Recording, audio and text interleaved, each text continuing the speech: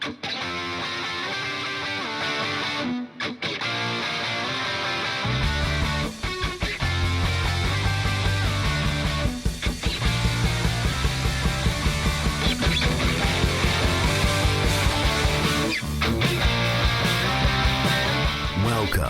to the Fantasy Footballers Dynasty Podcast with Borg, Betz, and a Baller.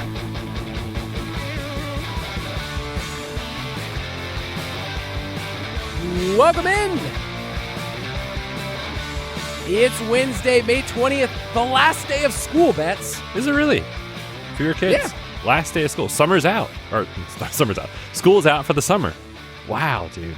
Baseball, summer, the southern heat, pool parties, Georgia, peaches.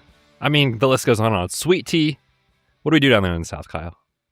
I actually am not a sweet tea guy, which, you know, if you're from the South, maybe that's like sacrilegious. But there is something about the last day of school that still feels special as a parent right now. So my kids get off the bus and we do it every year. We just destroy them with water balloons. We attack them.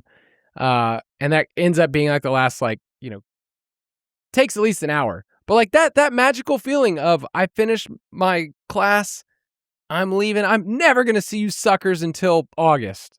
You know, that's the feeling. And it's funny because, like, I remember as a kid being like, man, I got all summer. And then, like, when you're on the other side of it and you're a parent, you're like, dude, this flew by. And now it's over. Do you guys have any big plans for the summer? Boys have all-star baseball for the next month and a half. No big deal. So we're going to be doing that. Going to Vegas in July. Yeah, you are. Backstreet Boys, right? Backstreet Boys at the Sphere. So, you know, a lot of that, drafting best ball. I still doing my job, though. That's going to be the thing. Like, I still have to do the thing that I do and talk football. Talking ball. Somebody had to talk ball this summer. And you know who it's not going to be? Apparently What? What's that? Corporate. Too good for this show. What happened? You know, I just wish they cared. They don't. I wish they cared about the show. They don't. No, in all seriousness, Andy and Mike and Jason are doing no work right now. They just chose not to be here. No, obviously UDK season is here. We are in full force ahead of June 1st. So the guys are doing a bunch of work behind the scenes for that. They said, hey, Betz, Borg, could you guys hold down the fort for us today on the show? And I was like, you know what? I don't really love talking to just Kyle, but for you guys, I will do this and we'll make it happen. So I'm excited, man. We got a mailbag episode today. A lot of good questions from the listeners. Yeah, one of the questions that will start us off, I think, will contextualize a lot of what we're doing in Dynasty over the next year. It's funny when we're looking at the 2026 class, we just finished our rookie drafts. I feel like we almost got more questions about the 2027 class as people were doing their drafts. So I wanted to make sure we started off the show hot with a really hot topic, which is, this one comes in off Instagram from RyeGuy1515, because 1514 was clearly taken. And he asked a simple question, but I think it leads to a bigger conversation. Do you think the 2027 rookie class will live up to the heights? So obviously, Betz, I'm putting a gun to your head a year in advance, basically telling you, tell me exactly what's going to happen. But just to give people context for where we're at, if you look at early mock drafts, you might say to yourself, who does that? Well, every single site out there the day after the NFL draft puts together a 2027 mock draft, and a lot of them are wildly off, but it does give us a sentiment of where we see certain classes. And right now, if you're looking at mock draft database, of the top 32 players they have, 9 of them are quarterbacks. Wow. Okay? 9. Now, we know for a fact there will not be 9 quarterbacks taken in the first round of the NFL draft, or, this is crazy. Last year, there were 6 that were in the top 15 at this point, okay? Like Garrett Nussmeier was part of the group, Cade Klubnik, Drew Aller, all the boys that decided, you know what? I'm going to make sure that for my family's future, I'm not going to give them as much money. That's what they decided to do. Dude, it's so funny. Every year this happens, right? Where, first off, people doing mock drafts the day after the actual NFL draft. Sick individuals. Is this like a Michael Jordan, like PSA? Maybe. Get help? Get help, yes. But we talked about this entering this past draft cycle where the quarterback hype was so real. It's like, this quarterback class is going to be sick. And we always say that. And then eventually the college season plays out, whether it's injury, poor play, a combination of those things, some guys happen to fall off. So yes, the quarterback class is once again getting hyped. Be careful about what you believe in May, the year before an college season happens. I do think there is some merit to it, right? Like, people have been talking about Arch for 2 years now. People talked about Dante Moore all last year, thinking he's going to come out, and he went back to Oregon for another season. So I do think at the top, it's pretty strong at quarterback, but there's going to be names that emerge from that were not on this list. There are going to be names that fall off of a list. And then the bigger talking point, I think, is kind of like that wide receiver. There's some heavy hitters as well. Obviously, Jeremiah Smith is the guy people have been waiting for. He's kind of billed as like the next Jamar Chase-esque prospect. And there's a couple other ones that are very, very good as well. So all in all, I think the top of the class is going to be very strong, especially if you're playing in Superflex. I do think there's a chance that when you get to the middle and back of the first round, you might be disappointed based off how the season goes. It's impossible to predict what that looks like right now, but we do that every year, right? Where it's like, okay, this is the class. Circle it on the calendar. It's going to be amazing. And sometimes that just points to the top of the board where it's so good. The top-heavy prospects are great. And then it's like, oh, maybe it's not as great as we thought. So I don't have any strong takes on that right now. Just kind of my general PSA is like, oftentimes we're overhyping certain players, certain prospects way too far in advance. Yes, and just to give you some context, of the top 32 players on Mock Draft Database is early, 18 of them are offensive skill position players, so players we talk about in fantasy, quarterbacks, running backs, wide receivers, and tight ends. And it's pretty heavy at the quarterback position, like I mentioned. This past year, we only had 10 offensive skill position players that were ranked here when we got to the draft.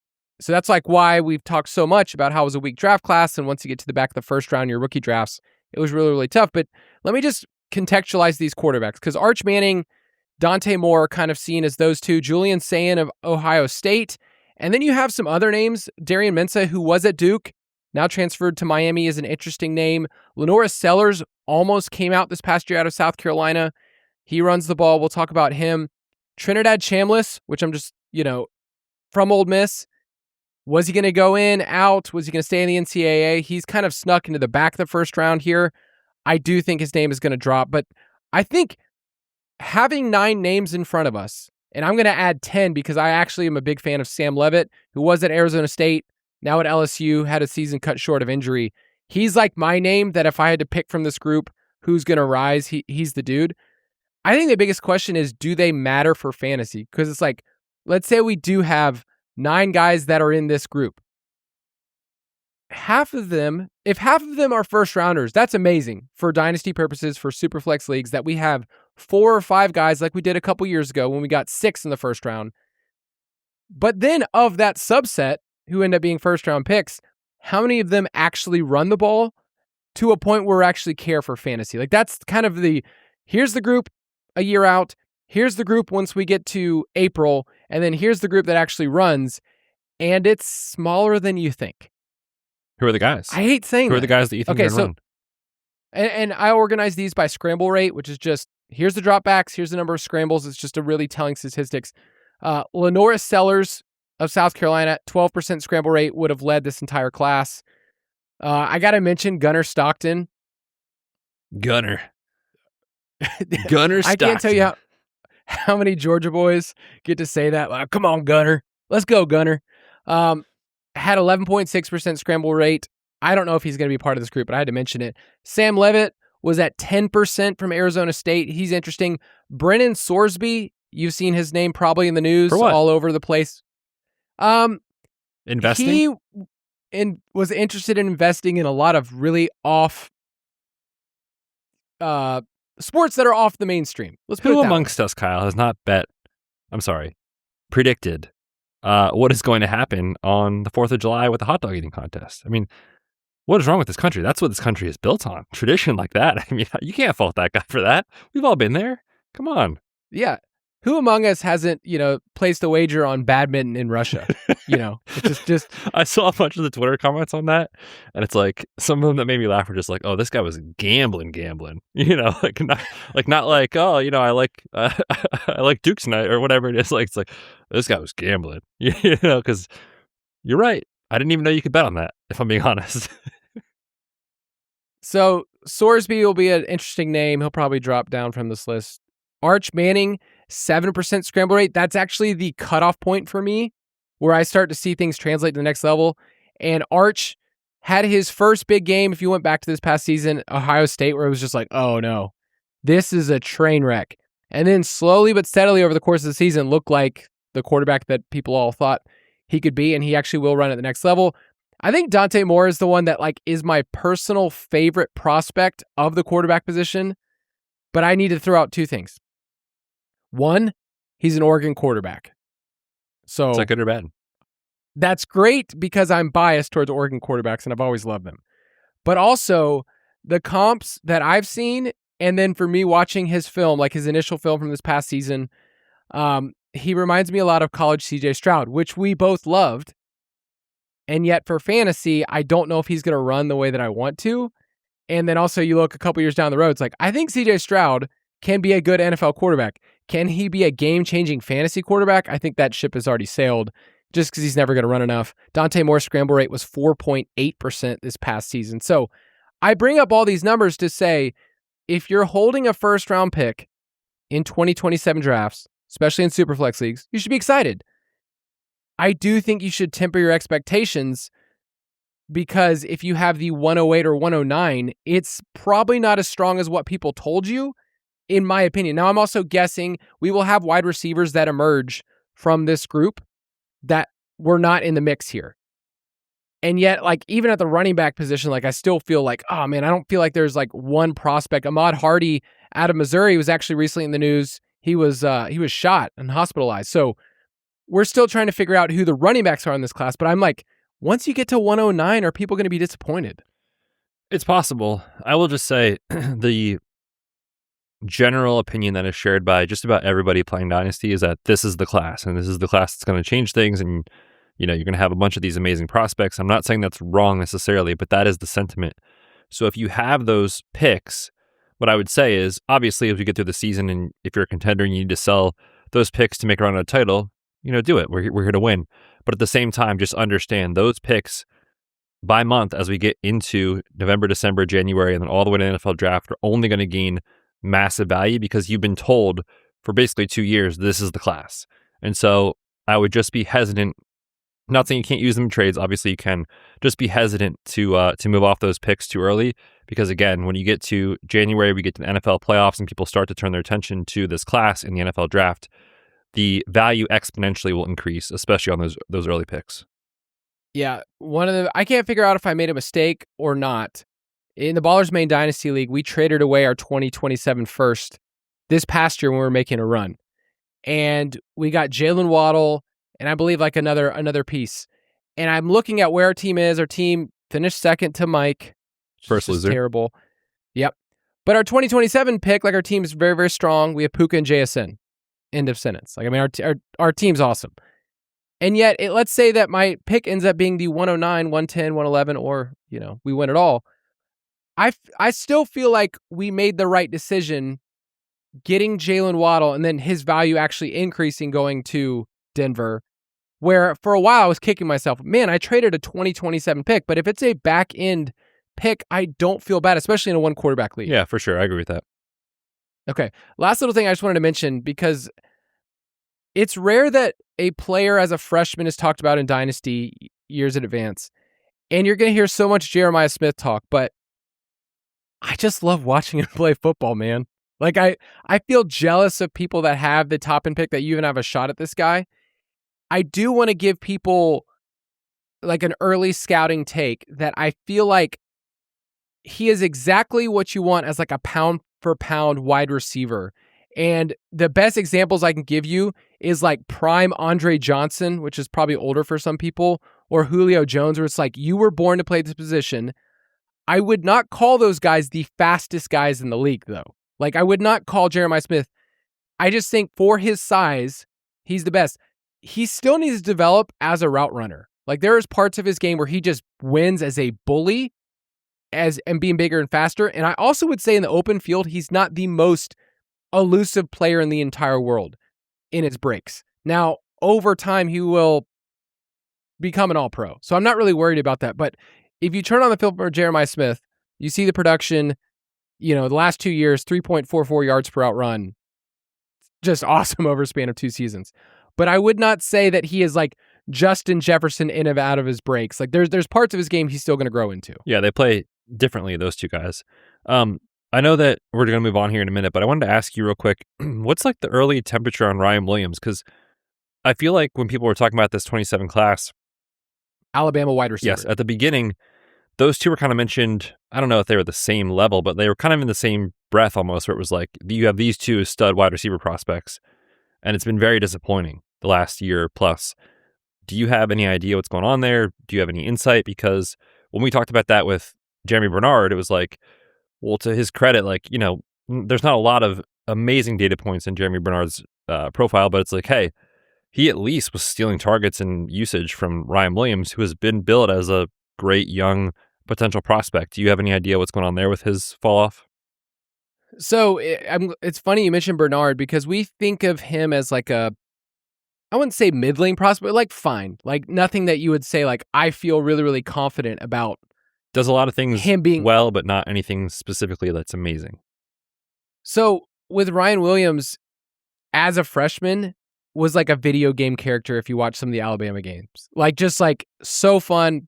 My brother was like, this is one of my favorite players I've ever seen in Alabama. And this past year, the production, like I'm just give you some numbers here. 49 receptions, 689 yards, 4 touchdowns, but they moved him into the slot a lot more. So he was at, I got the number here. 55% in the slot. So part of it was a role change, which I think when we evaluate him a year from now, we'll say, okay, well, they moved him around the formation. He can do a little bit of everything. So I'm not so much worried about like him being a first round talent. I do not think his body can hold up long term. In the same way we look at Jameson Williams, like he's a thinner Jameson Williams type. That where you go like, okay, you can make big splash plays and then you can vanish at times on the field. So in terms of earning targets, that's going to be the red flag in his profile that you and your spreadsheets, when you bring them up this next year, you're going to just be like, hey, Kyle, why did this guy not earn a lot of targets? And I'll say Jeremy Bernard. You're going to say, dude, don't you remember on May 20th? We talked about this last year. Come on. Yeah. And by the way, he did add the... He hyphened his name. He's now Ryan Williams Coleman, which is very confusing because Cam Coleman, who was at Auburn, is now going to be at Texas. And so we're going to mix up that a lot. Yeah, that's definitely going to happen. So those are kind of the top wide receivers. There's some interesting tight end names. Jamari Johnson out of Oregon was the second tight end behind Kenyon Sadiq. And spoiler alert, I think I liked him better. He was stealing some targets from Sadiq down the stretch. Yeah, he's definitely like a name early on in the process that I'm a sucker for. But like I said, Oregon players, I'm usually in. And there's people out there that are like like college football purists that are like, that is such a Mickey Mouse form of football that they play over there in Oregon. Just fun teams, okay? They're fun to watch. They're always fun in the mix. So let's take a quick break, and we'll be right back.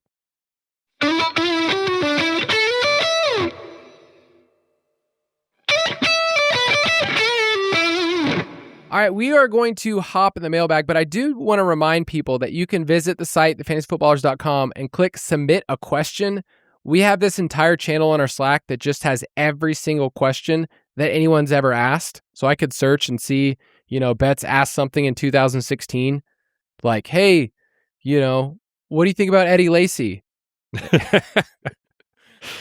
Kyle. Eddie Lacy. Dude, I remember the first Dynasty League I was in with my college buddies. We did an auction. Okay. It literally took like 12 hours. It was, 25 picks, whatever. Oh my God. It took so long. But Eddie Lacy was like one of the first guys to go. And I think we drafted it might have been 2016, 2015, something like that. And it was like him and Des Bryant went for like top dollar at the top. I'll never forget that. And then within like 2 years, he was done. People submit questions, all over the place. I pulled a lot of these today from Discord. I actually have a voicemail, which if you want to send those in, 302-464-TFFB, you can send that in.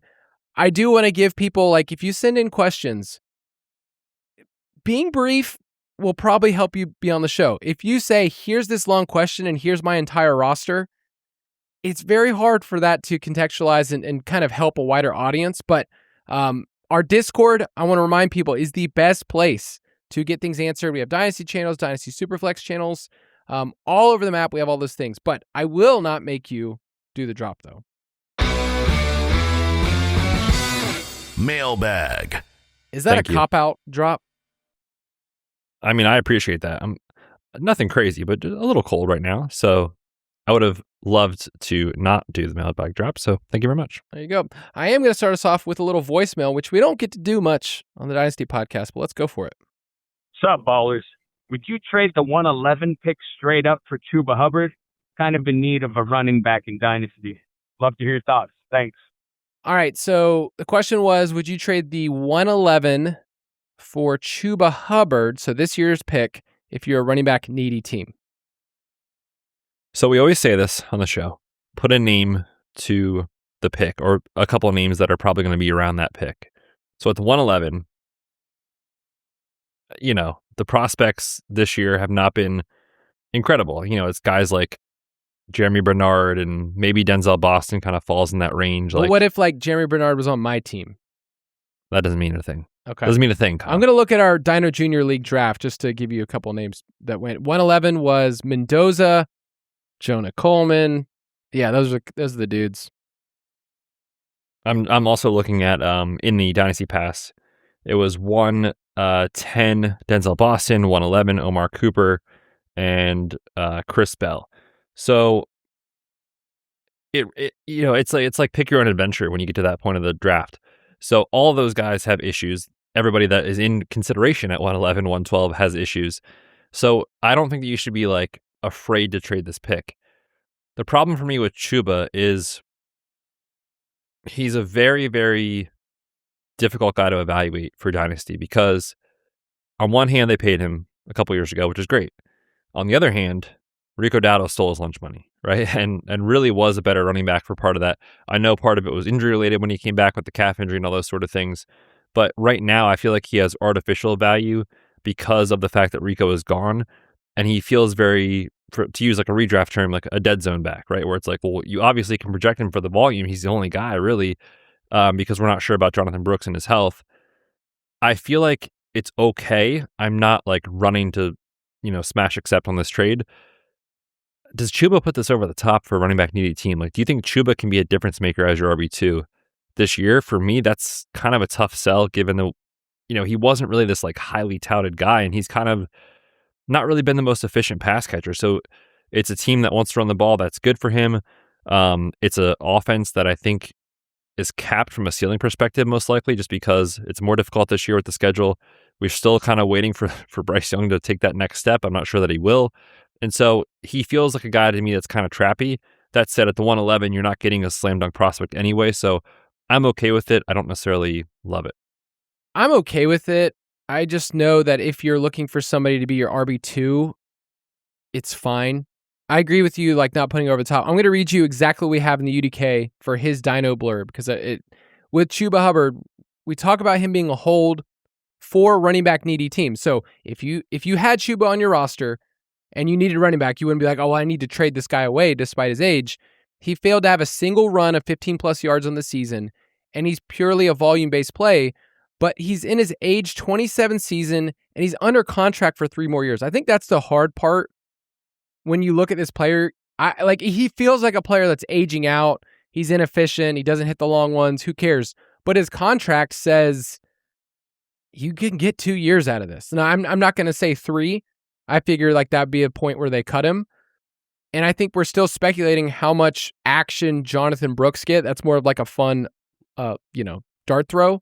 So I think I'm fine with this. I'd rather do that to help my team, to give myself a shot, than the percentage chance of my 111 pick, the guys you listed, is probably 35% that they're relevant in 2 years. Yeah, the easiest way that sometimes I think this is a silly way to think about this, but at the same time, it's helpful.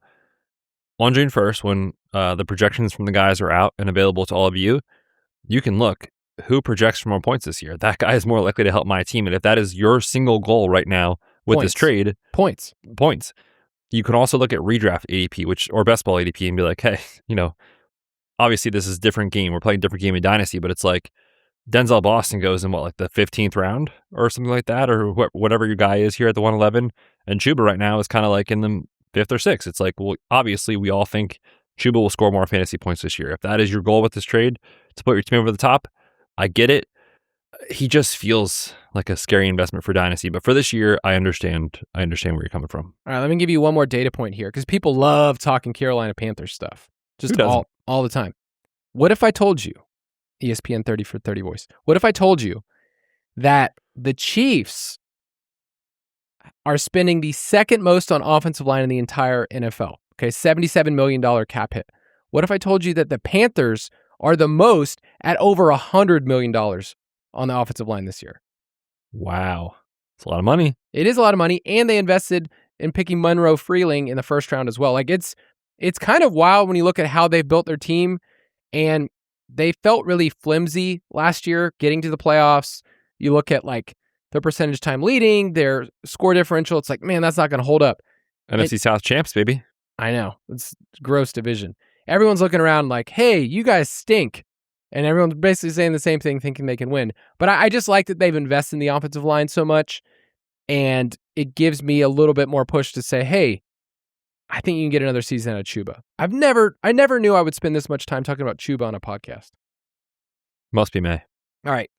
Moving on. This one's from Discord, which, by the way, they've been doing roster reviews. If you're one of those people like, hey, I want to know where my Dynasty team is at, they do roster reviews on certain evenings. It can give you way more context for your decision making.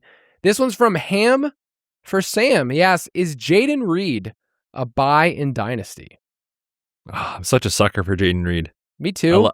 Yet I've rostered him, so I have a different feeling. It sounds fun until he's actually on your team, and then you have to figure out when to start him. Then it's terrible. But I think we can all agree he's a talented player, right? Like when he's been on the field and when he gets targeted, generally speaking, good things happen. He's been highly efficient when you're looking at some of his per route numbers for efficiency. The problem has always been, well, he's not going to play in 2 wide receiver sets. And in a league that is trending across the entirety of the league, every team is different, obviously, towards more of those heavier personnel looks, that could be an issue. The thing that keeps the light on for me for Jayden Reed is like, we've talked for the last, 3 years or so in Green Bay. It's like, well, they love the rotation. You're going to see Dobbs. You're going to see Wicks. You're going to see Bo Melton. You're going to see whoever else on the field. But when you look at the depth chart right now, obviously Wicks isn't gone. He's in Philly via trade. Romeo Dobbs left in free agency. He's with New England, who, by the way, he led the team with 390 routes last year, did Romeo Dobbs. They don't really have the depth they used to. And so is there a world that exists where the routes finally condense to Christian Watson, Matthew Golden, and Jayden Reed? I think yes. The problem is I don't know that he's on the field in 2 wide receiver sets. So it's a tricky proposition. But after a couple years of hype on Jayden Reed, where everybody was so excited after the rookie season, I feel like the excitement for him has really come down to the point where I am buying if the price has come down. So I don't know what he would cost to acquire in a trade, but I'm hoping to find out. And really the bet for me is twofold. One is I mentioned the lack of playing time, competition. The other thing is basically this is a bet against Matthew Golden. I think the Packers will want him to work, obviously. Otherwise, they'll have egg on their face from spending a first-round pick on him. They're going to give him every chance to play in those 2 wide receiver sets. But there's a lot of data points from his rookie profile and this rookie season, that suggests probability is not on his side. So if Golden flops, and this is a win-now team, they might just say, look, we're going with Jayden Reed and Christian Watson, and that's kind of our 2 wide receiver set moving forward. So I think it's a wide range of outcomes. I think there's a lot of variance here.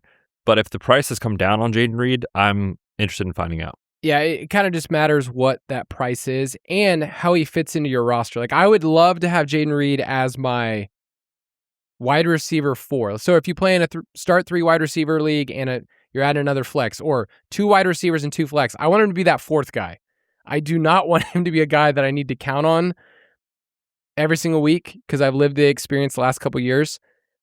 Do you think that you could get him for what we've been setting as the Josh Downs price, which is kind of what we talked about with Chuba, the 111-ish range? Would you rather have Josh Downs or Jayden Reed? Ooh, that's tough. Man, that is tough. I guess I lean Jayden Reed, but I like both guys. If you wanted to split it by scoring, in full PPR, you want to go Downs, half PPR, you want to go Reed? That's a perfect cop-out answer. That's exactly what I wanted to do, just so that somebody out there feels good about it. I think I could do a late first, but you might be looking up a year from now feeling differently. But 3-year contract extension really matters. Christian Watson's in the final year of his deal. I know last episode, the footballers talked about him getting extension. Who knows? But $20 million guaranteed. I think Jayden Reed's going to be a meaningful player for this team the next 2 years. So next question's from Instagram. Does playing in a best ball dynasty league make me less of a man? I like the humor, by the way. Appreciate it. No. I mean, I've never played in a best ball dynasty league, honestly. But I like the idea of it. To me, like, there's something that's challenging, like, in a good way, where you're like, I need to make the moves that I feel conviction on. And I'm not just like, well, if it doesn't work out, I got other guys that could pop up for random 20 points on a deep bomb touchdown. You're actually making those start-sit decisions. So that's the way I prefer to play. But I know a bunch of people and friends that play in best ball dynasty leagues, and they actually really enjoy it. So I think it's more of just a personal preference thing. Yeah, there's one that was started up by a footballers writers a couple years ago. And I know Jason's in that league. And for him, it's kind of refreshing, like in terms of everything we do, that I don't have to set another lineup, but I do want the feel of managing a team. So no, like I think it's a really worthy way to say I want another dynasty league that I can't manage the same way. Like we get asked all the time, hey, will you join a new dynasty league with me? And I'm like, I can barely like function based on what I'm doing right now. So adding a dynasty league feels like even more. So I think I would encourage this for people. Instead of just adding another one, best ball might be a better format, Betz. Maybe I'll talk you into it. I'm sold. Okay. That didn't take much. No, it's a good format to add in there. This one is from Sammy's off of Instagram. Is Travis Etienne Jr., a.k.a. Travis Etienne, a.k.a. now a Saint, a trade for or a trade away player? He's 27 years old. He signed that 4-year deal. It's worth up to $48 million, but it's essentially a 2-year deal. I looked into the contract. He has a $0 dead cap in 2028. So I'm treating it as a 2-year window with him. But what do you think? Trade for or trade away in Dynasty? I think yes. He's like the perfect.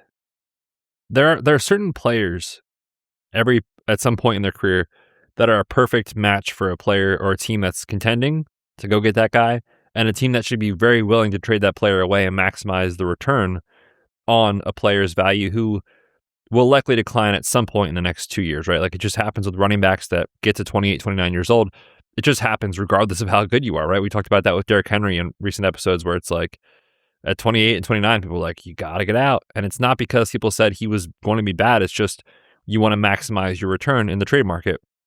So if I'm a contender, I would love to have Travis Etienne, whatever his name is. I'm excited about the Saints offense. They get to play in a dome. They got the up-tempo offense with Kellen Moore. We like what we saw from Tyler Shuck last year. I think the offensive line could be a lot better. You know, you go on and on about the workhorse role that could be there for a guy who got paid in free agency. And there's still some rumblings on, we don't know what Alvin Kamara's situation is, if he's on the team, how much work he's getting and all that sort of stuff. But the investment says he's a big piece of this offense in Travis Etienne. And so if you're a contender, I would love to have that guy. If I'm sitting and I'm like, man, you know what? Realistically, I'm like a piece or two away. I'm probably like going to finish in like 5th place or something like that. That is the worst place to be in Dynasty. This is a perfect time to trade away Travis Etienne, maximize value, get a 27 first, maybe more, and start this kind of rebuild process. So I think he's a perfect trade for candidate if you're a contender, and I think it's a perfect time if you're not a contender to put him on the block and see what you can get. I think personally, if I feel like I'm not a contender, I would wait to see his value hopefully go up from here, because we've talked about the Saints from like a systemic standpoint. I think they're going to be in a lot of shootouts. I think their defense isn't going to be very good. And there is an opportunity where out the gate, let's say first 5 or 6 weeks into the season, he's a top 10 running back. And that's when I want to shop. Like, I love shopping running backs after weeks 5 or 6 before your trade deadline, week 11 or 12, because everybody is desperate. Everybody's like, my running back went down, or I'm really going for it this year. And he kind of fits that player. This is like what Dave Montgomery was for years, where it's like, before the season, is this the sexiest name to trade for? No, I don't really want him. But then the production's always there. Right. The opportunities inside the red zone, you're like, okay, I need a player like this that scores fantasy points, and I will trade for him. So I think his value could see an uptick. You can still market that he has this long-term deal to people. And his age might sound scary, 27 years old. Remember, he missed that first year dealing with an injury. So, you can just think about some of the tread on the tires. Like, it wasn't there from him early in his career. So I don't mind it. It will be interesting to see if he rebounds inside the 5. He had 12 carries inside the 5, turned in only 2 touchdowns. It was the second worst success rate in the NFL. But I don't think there's any other competition, especially if Kamara's, not with them. Yep. Okay. Next name is from Jarrett on Instagram. He says, you guys haven't really mentioned Skyler Bell recently. Any chance he's a potential sleeper? Skyler Bell was a 4th-round pick taken by the Bills, wide receiver at University of Connecticut. We did talk about him before the NFL draft as like, here's the name to throw out there. I think my biggest issue is he basically Khalil Shakir? The Bills have a type, don't they? They love a little bit of an undersized guy, play the slot, get some low A-dot targets, run after the catch. It's the Joe Brady scheme, right? Like, that's what all of these guys are kind of doing. So the problem with that is not just Khalil Shakir. They also sent, a 2nd-round pick for DJ Moore. And, Mike has mentioned this too, and I agree. It's like, I don't know that DJ Moore is the same player he was 3 or 4 years ago, but they're not going to not play him. Like, they just sent a 2nd-round pick for him. So obviously he's going to be on the field a bunch. Khalil Shakir signed a 4-year, $53 million extension not that long ago. He's signed through 2029. Dalton Kincaid will continue to work in the short to intermediate area, and so will Dawson Knox, who, say what you want about Dawson Knox, like, he will play. And obviously James Cook and Josh Allen with their legs at the goal line are the engine of the offense. So I just have a tough time seeing, outside of injury, how does he work on the field more than, like, I don't know, 30% of the routes this year? Like, 50 is like the best case scenario, again, outside of injury. And so for a day 3 guy that I think he was a fun prospect, wasn't obviously a slam dunk guy by any means. It's more just like, he goes to a good team and you could see how it could work if he somehow works his way on the field. I just don't see that scenario playing out most likely in 2026. I have a stat. I can't find it right now, which means I'm not doing my job. But it was basically like looking at every single day 3 wide receiver and who is, who's actually done something in their career. And the hit rate is so depressing that you're like, it's like something under 10% ever give you any type of top 36 season. Like, that's just even one in their entire career. We think of the Pukas, Stephon Diggs, all these kind of dudes. Even like the best that you could get is like Gabe Davis. Like, that's like the best outcome of a Gabe Davis career. So you have like Amon-Ra. It's a really, really small list. So for this guy to be on a team that hasn't needed wide receivers is a terrible landing spot, man. It's just like, I think his skill set could work in this offense. It's just, I think they view him as depth and nothing more than that for this year. Yeah. The problem that we do in Dynasty is we look at a team, we see the success of certain players, like Khalil Shakir. Great example. Good NFL player, got a 2nd contract. For fantasy, Khalil Shakir, what do you think his best finish is in his career? Ooh, let's see. Just like raw finish, not points per game? Correct. Wide receiver 29. It was this past season when he finished as the wide receiver 38. Okay. And like Khalil Shakir is a good player, right? Like he's good for the NFL. He fits for this team. And yet for fantasy purposes, been like not the most startable player outside of a full PPR league. So I hate us in Dynasty. We look at this player, oh, they've had success with another day 3 guy. And here's going to be the same exact success. It's the same thing that last year people did with Brashard Smith. Like, oh, look, they had success with a 7th round running back in Pacheco. Therefore, we will have success with Brashard Smith with the Chiefs. And who knows if that guy even makes the roster. So I like Skyler Bell as a prospect. I would love to stash him on my taxi squad, but I think that's probably where he's going to end up being. Yep, makes sense. All right. This one's from Stacy in Toronto, which means you have to say, oh, bonjour. Yeah, as a French speaker right here. She asked, would you trade Dalton Kincaid for Christian Watson in Dynasty? And she gave some context. I need some tight end help. And I feel like you've been talking about Dalton Kincaid as kind of like a sneaky buy low recently, but I think you also like Christian Watson. So I thought it was an interesting question for you. So I guess she's asking trading Christian Watson away for Dalton Kincaid because she needs tight end help. Is that the understanding of the question? So these guys are interesting, right? Kincaid's 26.6 years old. Watson is 27, so there's no real age advantage. They both, I think, are highly volatile. Their contract is not necessarily set up in a way where you want to tie this player to the team for a super, super long time. Kincaid was a former first-round pick, so if they pick up the 5th-year option, he'll have a few more years there. And then Watson is on a 1-year deal. So, like, I'm not viewing this anything beyond 2026 for me personally. I looked at our startup rankings that the Ballers have. Christian Watson is 68th overall. They've got Kincaid 101st in the consensus ranks. I think the potential that Christian Watson could be one of those just like, oh, how did we not see this coming players this year is exponentially higher than Dalton Kincaid ever reaching that ceiling, because one team just added DJ Moore and has a very run-heavy focus. The other team has Matthew Golden, who I know there's some truthers out there and all those things, but like the rookie season was terrible and his production profile was not great. So if that does not work and Jayden Reed can't work his way onto the field in 2 wide receiver sets, I do agree Christian Watson, that Mike has brought this up, could be one of those like, how did we not see this coming? You know, how could we not have been on this? And he has one of those amazing seasons. On the other hand, he also has a significant injury history and he's never put it together for a full season before. So I think Kincaid probably is like a little bit of a safer investment, but for the ceiling outcome, I much prefer Christian Watson. So I don't think Dalton Kincaid is winning you a title. You know, he's not like a guy that's going to go out there and run 85% of the routes and pop up with 12 touchdowns to be the tight end you needed this year. I don't see that being a possible outcome for him. So for me, I'm not necessarily doing this deal, and I'd be looking for a different type of tight end if I need tight end help. It's interesting because both players carry the injury label. Both players are kind of disappointing for what we thought they could be in Dynasty.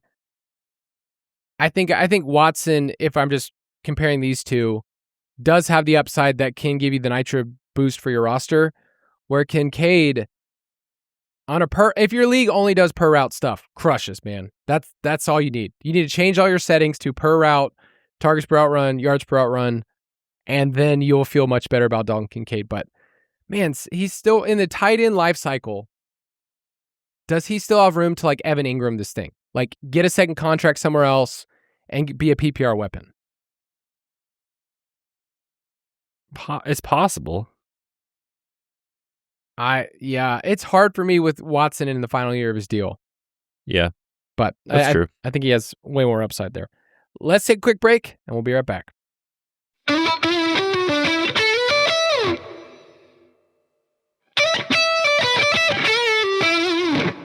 This next question is from Grant in Dallas. He says, hey guys, me and my buddies are starting a Dynasty League. I'm just thinking about Grant, you know, him and his boys.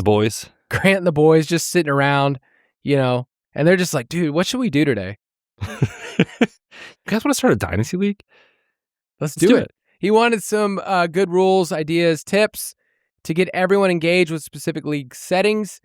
And I do want to draw your attention. We have an entire section on the website that's called Dynasty 101. We also have a new article that shows the exact settings and format of the Ballers Dynasty League. So the one that's been going on for over a decade. If you just want to look through some of those simple settings, how we set up things, it's not perfect, and you can change whatever you want for your league. That's fun, but you can look at that online. But I would just say for me, I have a couple of leagues where there are events on the Dynasty calendar that kind of make sure that we're staying in the orbit of Dynasty. So you have your rookie draft, but we also have stuff before then that we kind of get together in one of my leagues and talk through, the NFL draft. Like even before rookie draft, like we just talk about draft stuff, and that in itself is super fun.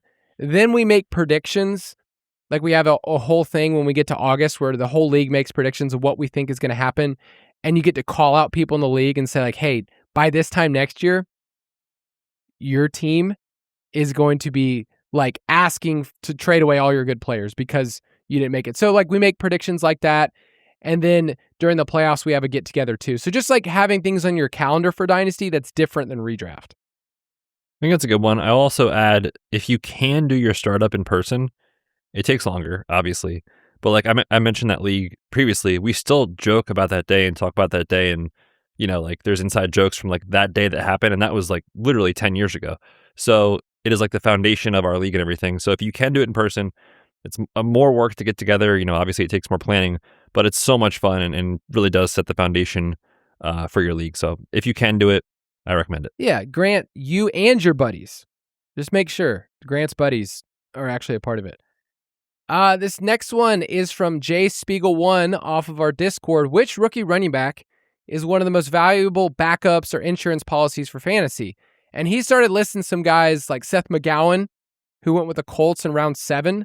Jamari Taylor, an undrafted free agent for the Jaguars. Kalen Black, 3rd round in the 49ers, actually has some draft capital. And then we could go through the list of like Nick Singleton, Emmett Johnson, but any backup rookie running backs that you want to draw people's attention to? I mean, I really would just side with draft capital here and say like Kalen Black is certainly the name out of all these guys. Like Jamari Taylor is probably not even really going to do much outside of I picked him up. Gadgety role this year, perhaps, if he's even active on game day. There is a world where Seth McGowan is the backup. It's just we don't really know right now. We all thought Jay Giddens could be the guy last year as the backup, and Jonathan Taylor was amazing and stayed healthy, and so we never really cared who was the backup. So out of these guys, obviously it's Kalen Black. I think the guys that are interesting as far as not just like who's the backup, but like who could emerge as having a real role moving forward. We've talked about Jonah Coleman with the committee and what if Harvey falls off and all those things and Dobbins' injury. He's an obvious one, but then the two Penn State guys are kind of in completely ambiguous situations where I don't know what the depth chart looks like in week 1. Probably Ja'Cory Cross-Merritt and Rashad White both having a lead back role and a pass catching role, and then maybe Kaytron Allen's just the goal line back. But like, there's also a world that exists where Bill Crosby kind of falls off again and wasn't awesome last year, and maybe they give Kaytron a shot down the stretch. And then for Tennessee, like Tony Pollard's fine, but if this team is not good this year and they happen to just kind of look at themselves in November, December and say, hey, let's just see what Singleton can do. Like, I could see those guys getting on the field much more easily, in my opinion, than guys like Seth McGowan or Jamari Taylor. Yeah, the Penn State guys in Tennessee for Nicholas Singleton, Washington, Kaytron Allen, I think have the path that we look for of saying college production, ambiguous backfield. I like Adam Randall. It's more of like a shot in the dark if you think a year from now things change, or God forbid Derrick Henry gets hurt. I don't think that Justice Hill turns into an every down back. So No. that's kind of like, what is that situation? Damon Claiborne for the Vikings is like a next year when Jones and Jordan Mason aren't on the roster. He's an interesting name, but I mean, most of these guys sadly are going to be irrelevant. Yeah, unfortunately. Next one's from Mason in California off the website. Do you think Rico Dowdle will get more touches this year? And as you're talking, given, some great advice, Betz, I'm going to look up Jason's projections this year so I can see what he's doing. So I guess you could take the question in one of two ways. Do I think he will get more than he did last year, or will he get more than Jaylen Warren? You could take this in two ways. I mean, this is a guy who's banked 280 plus total opportunities in back-to-back seasons while not really being the guy to start the season, right? Which I think is a sign that like Rico is a good, dependable back. I don't think he's the most explosive or most dynamic player in the world, but you can give him, 17 touches in a game and feel pretty confident about your offense. So looking at what he did 2 years ago with Mike McCarthy, who obviously is now in Pittsburgh, that's when he stole that RB1 job with the Cowboys down the stretch, was awesome for fantasy. And then last year, of course, kind of stole that job from Chuba Hubbard. Then when Chuba came back, it kind of turned more into like a 50-50 split. But still, this is a player who's had 280 plus total opportunities in back-to-back seasons. I think we could see another one here where, a lot of the playing time in Pittsburgh, fortunately or unfortunately, is going to come down to Aaron Rodgers' trust. That's just kind of the way it goes. But I think both Warren and Rico are dependable backs, so I think both will see the field. You can kind of typecast one guy and say, okay, he's more of the lead back this year. The other one might fill that kind of Gainwell role. If there's one of those two that is going to do that, I think Warren will assume more of that pass catching back, and I think Dowdle will lead the team in carries is how I would project it. But there's some volatility here for sure. If I was making a bet right now, I think most likely Rico probably leads the backfield in total touches, but I think it's an interesting conversation and one that we're going to track obviously throughout training camp. This is something that I'm looking at Jason's projections here. He has Warren with more touches. I just think that this is a different offense. Like, this will be a different offense than what we saw last year with the Steelers. And Mike McCarthy has gone kind of like pass heavy in the past, but also that's kind of what they were at some regards. I don't think we'll see as many targets out of the backfield that we saw last year because they just didn't have anybody else to throw the ball to. Rico's tough because you can't really trade for him. I wouldn't trade a second for Rico, and then nobody's going to take a third. So then he's kind of in no man's land. You just kind of sit around and wait, unless you want to give me a first and Dino Jr. for him. I would love to do that. I've been waiting to ask you if I could trade him. What if I told you I waited I tried so hard to trade him off of that run this past year? His insane 3 or 4 games. Nobody was buying it? Nobody cared. Nobody cared about guys putting up 30-point fantasy games at all. Oh man, he burned bright. It was nice for my crappy team.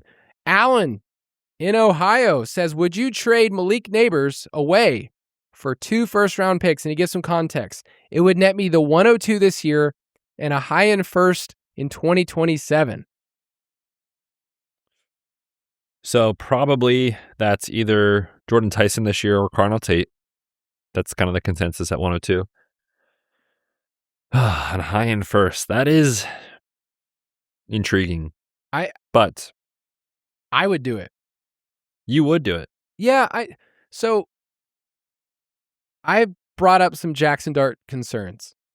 Okay, here we go. And here we go, and Kyle. maybe it's me. Maybe I'm the only person out there. But last year on this podcast, I was like, man, I kind of like Jackson Dart's film. I really think that this guy could be a first-round pick. And that was in February, by the way.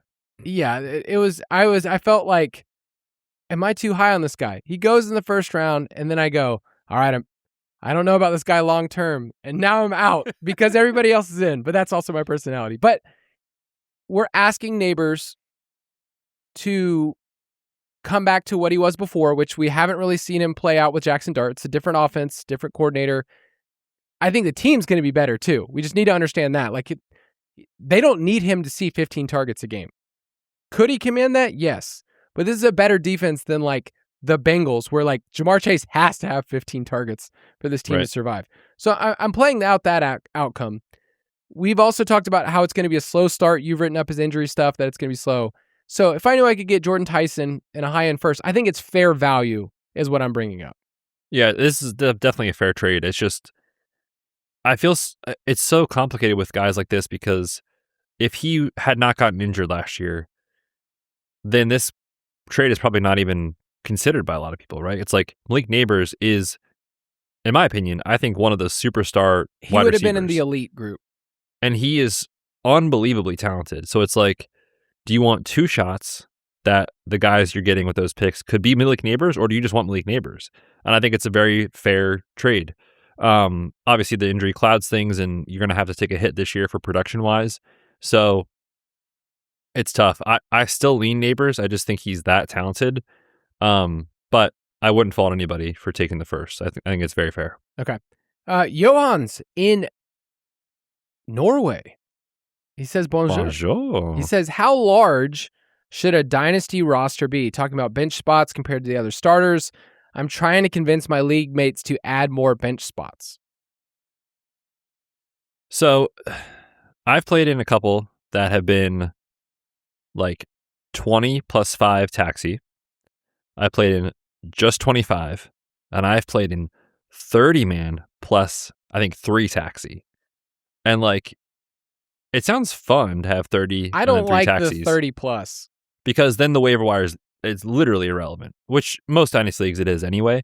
But when you have 12 players with 30 players and then 3 stashed on taxi, there's nobody on the wire. So it's like, what's the point?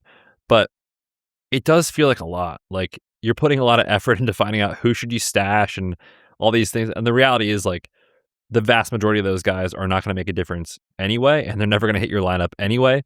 So I kind of like having the smaller, relatively speaking. Like, you're obviously going to have 20, 25, but the extremes of 30 plus 3 taxi was just like way too much for me to handle, because you're not paying attention to the end of your bench at that point anyway. Yeah, I think our sweet spot is somewhere between 25 and 28 total players on the roster. And if you want to start 10 to, I don't know, I see people up to 12, I think that's totally fine. I think one of our main leagues, which I mentioned the article before, it's like 18 players on the bench, and there's no taxi squad. So, like, you could do it either way. Taxi squad is really fun, but it's kind of like just having a bigger bench. It's I don't know. I played in leagues where I loved it and other leagues where it's like I didn't really care. But I think if you have a ton of starters, it's hard for me to have a bench that's lower than 10. Yeah, for sure. Okay. All right, let's finish with this one.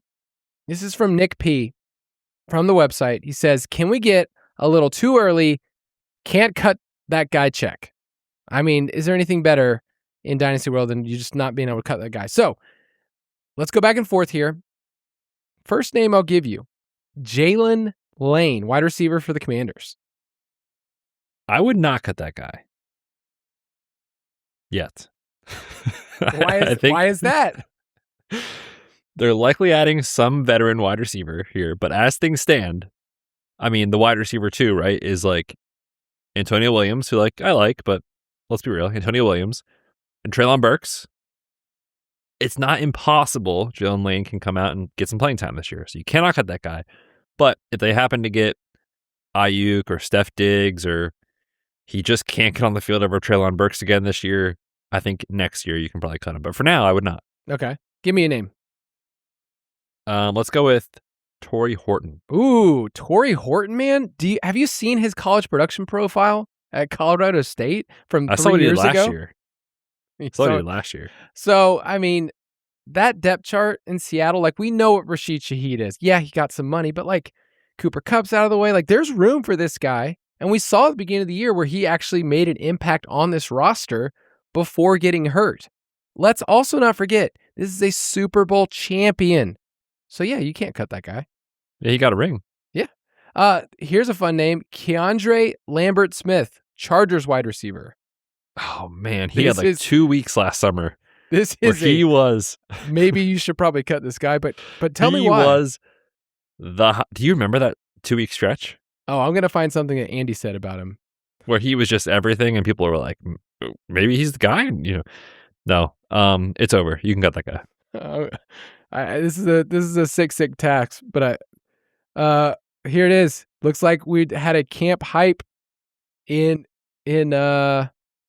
August, and Andy did share something. Could he be a roadblock to Trey Harris? No, but he was not. But he was not. All right, give me another name. All right, Jordan Whittington. Oh my God! I'm sorry. Rams legend Jordan Whittington. This guy belongs on a dynasty roster for a couple of reasons. We know Devontae Adams is not going to play a full season. We know he's not going to be in the league for a couple of years. Okay, Puka, off the field stuff. Guy gets injured. Who knows? And who does Sean McVay trust to step right in to get those reps. It's Jordan Whittington. It's not Kanata Mumpfield. Tutu Atwell's not on the roster. This guy is somebody that you can count on. Man, I can't cut that guy. I really hope all the Rams guys stay healthy and they're good for fantasy because they're very fun. What are the conversations going to be like if, heaven forbid, Puka suffers a season-ending injury and they're like forced to play Kanata Mumpfield 80% of the snaps or whatever guy it is? Because all draft cycle it was like, well, they're going to get a guy at 13, right? They're going to get Mekhi Lemon, they're going to get Kenyon City, whoever it is, and then Ty Simpson just chill on the bench. I hope they stay healthy, but it'll be an interesting scenario to see what the conversation is like if that scenario happens. Well, what's going to happen is Sean McVay's going to like take all the 13 personnel talk and be like, you guys suck. I'm going 14 personnel. And just, we took another tight end just to stick it to everybody else. They're all on the field together. All right, last name here, Isaac Guerendo. This guy, and he also adds that he's a CMC manager.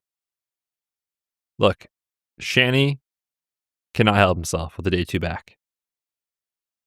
Could it be Guerendo? I wouldn't be surprised. I mean, especially if I have CMC, I'm not cutting any 49ers running back until we figure out what's going on in camp. Yeah, this guy's averaging 5 yards per carry in his career. Look up his speed score. Dude, it's amazing. Through the roof. Dude, I mean, he had as many touches as me this past year in the NFL. What did he get injured? What happened? Or he just didn't play? He did not play. He technically appeared in 14 games. Did not register an opportunity. Oh boy. So just to add this in at the very end, I am rostering in a league Kalen Black and Jordan James as like the CMC insurance policies. Yeah, we're just trying to figure out which one it is. I'm just throwing darts. Yeah, exactly. And maybe Guerrero doesn't even make this roster. I don't know. But yeah, don't cut that guy. It's a 49ers running back. Like, I will roster Jeff Wilson Jr. if I could. And he's not even in the NFL anymore. Oh, man. I've had so many teams with Jeff Wilson, whether it was like the Miami stop, obviously with the Niners. My name is Jed. Yeah, dude. Well, I mean, those are the kind of players that like usually win people titles, or you look back later, you're like, man, remember when I like counted on this guy to be my RB2 for a little stretch? You know, just what a time. Hassan Haskins. Like, I'm going to come up with a list of those later. That's going to do it for this episode of the Dynasty Podcast. Make sure you check out the Ultimate Draft Kit, ultimatedraftkit.com for all of our rankings. And we will see you next week. Goodbye.